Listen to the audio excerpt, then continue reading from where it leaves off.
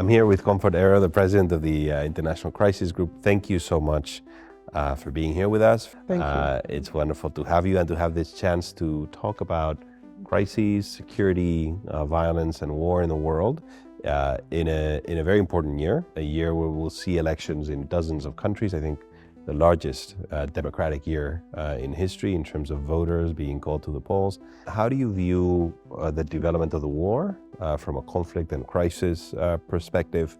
And also if you could give us a hint of the regional dimension to it, but maybe first your assessment of what's happening on the ground in Gaza. I mean, it's hard as we talk today with the ongoing sort of military operation. And when you look at it within the context of the casualties, Gazans have lost their lives, the trauma that Israelis themselves and families who are still waiting for the release of hostages, not knowing the fate of their families, whether they're still alive or whether they're dead. It's hard to fathom what a solution looks like as well. When you look at it through the lens of how Israel has defined its objectives of wanting to get rid of Hamas, it's very difficult, because how do you defeat a group militarily, and how do you also defeat a group's ideology? I think that is the dilemma that we face, that to do that requires you also to flatten Gaza. The question is what's going to be left. A lot of people talk about the day after, but the big question is that there may not be anything left of Gaza. So I think even from that perspective, it begins to look hard what it means to defeat Hamas militarily. And that's one dilemma that confronts Israel. The other dilemma is that there's a sense in which Israel, and it's not just the government, but Israelis themselves cannot fathom their fate with Gaza and Hamas still next to them on their border. The other side of the border, on the Lebanon side, equally, I think it's very hard for Israel to think about what their future looks like with Hezbollah. Israel's security requires us to find or begin to build diplomatic solution. It requires us to begin to think about how you rebuild relations, how you start thinking of an arrangement that would satisfy Israel, but would also deal with the humanitarian consequences in Gaza. So let me ask you about that, because there's sort of like a first diplomatic approach now, which is about access, humanitarian aid, minimizing the impact of the war on the civilian population in Gaza. But how does a lasting peace look like for the region, and how far are we from that, given what we're seeing on the ground and the political dynamics, particularly in Israel? I mean, are we any closer to a two-state solution that we were some time ago? Is that the solution? I mean, you know, how do you see that being built? It's very hard to conceive of what the future looks like without thinking about how the war ends. And this is why I say how the war ends and what's left of Gaza is crucial. But what is very clear to us at Crisis Group, and we've said it in successive briefings, is that what you cannot take off the table in the future, and a number of people recognize that, so you cannot leave off the question of the rights of the Palestinians off the table, whether it's a two-state solution or any other kind of political process. Well, by the way, this was something that the Spanish government has said also repeatedly, that whatever solution is built, it needs to address the justice and rights issues of the Palestinian people. So, for example, the Abraham Accords, which have been very welcome throughout the region and also in this part of the world, are not sufficient, because to a large extent they do not address the underlying political issue. Yeah, regardless of the Abraham Accords, I think, again, the lessons, and a number of Arab countries themselves have seen it, that even in the guise of the normalization process, that there was a sense in which the Palestinians were being thrown under the bus, that their fate was not part of the normalization. And I think what this crisis, what the 7th of October has revealed, and it's not a justification, however, is that the question of the rights of Palestinians cannot be ignored any longer.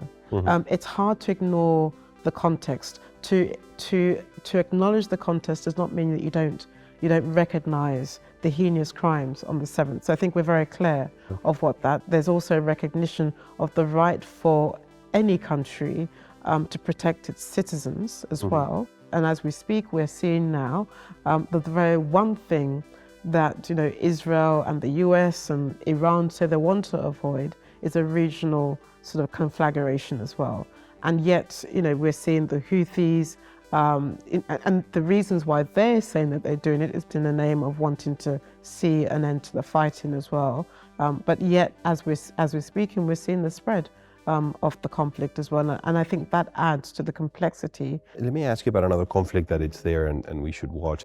The war in Gaza has also deviated a lot of the attention that was focused on Ukraine. Mm-hmm. And in Ukraine, we've seen large armies, large deployments, lots of deaths, lots of loss of conventional equipment, very advanced as well with drones and other kinds of weapons. But an extraordinary conflict, unprecedented in its scale and its significance for Europe since the end of the Second World War.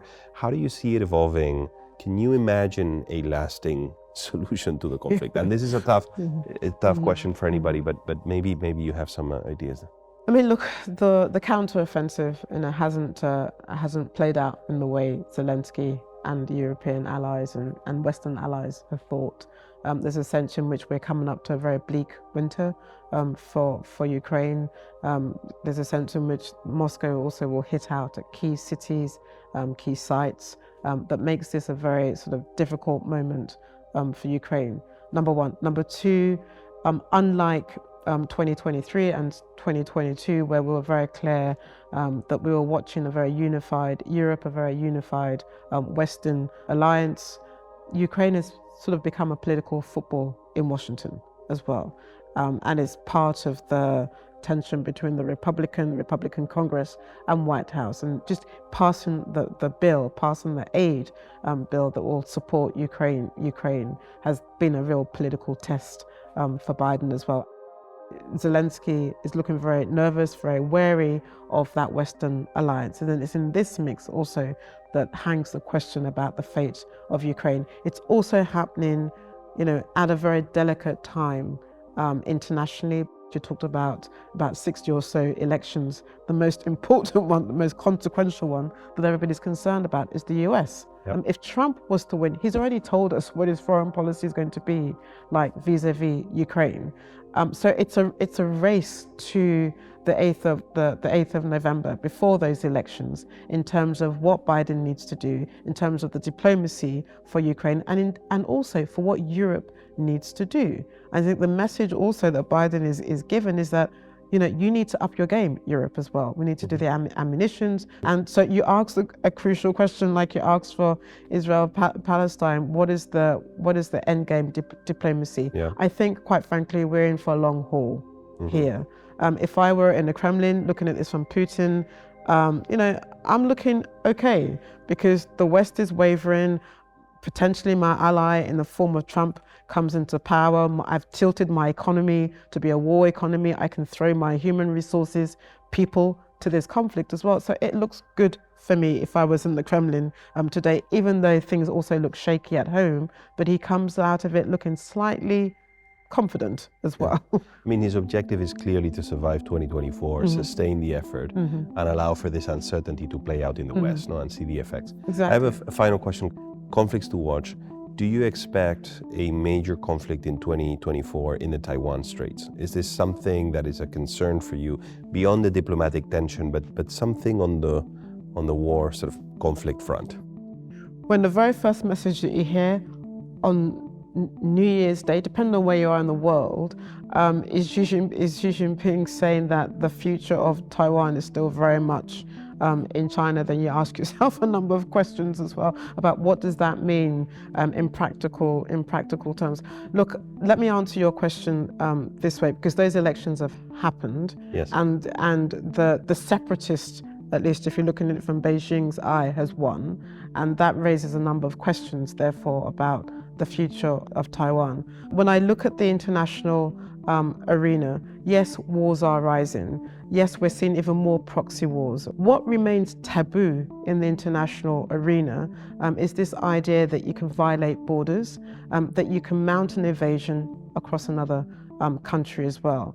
The big question, which is your question, is whether we see the risk of another invasion. I still think, and we said it in 2021 and 2022, that we do put Taiwan, in terms of China going in there, as a low risk, but high risk in terms of miscalculation between the US and China on the South China Sea. Very final question, which is on the future of war and conflict, impact of AI and AI tools across the whole sort of suite of weapons, drones. I mean, it's outer space technology. So how are you looking at that, if at all? I would like to make one thing sort of very clear.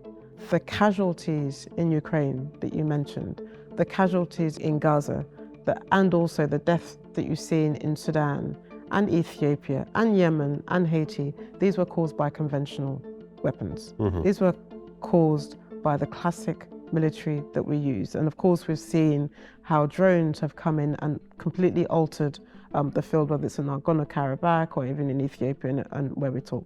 The toll of human catastrophe, the toll of casualties are being caused today by conventional warfare. And that, I think, will continue to live with us for a very long time. Well, thank you so much, Comfort, again, for being here and for sharing your thoughts and your work with us. And thank you once again for inviting me onto your insights. Thank you.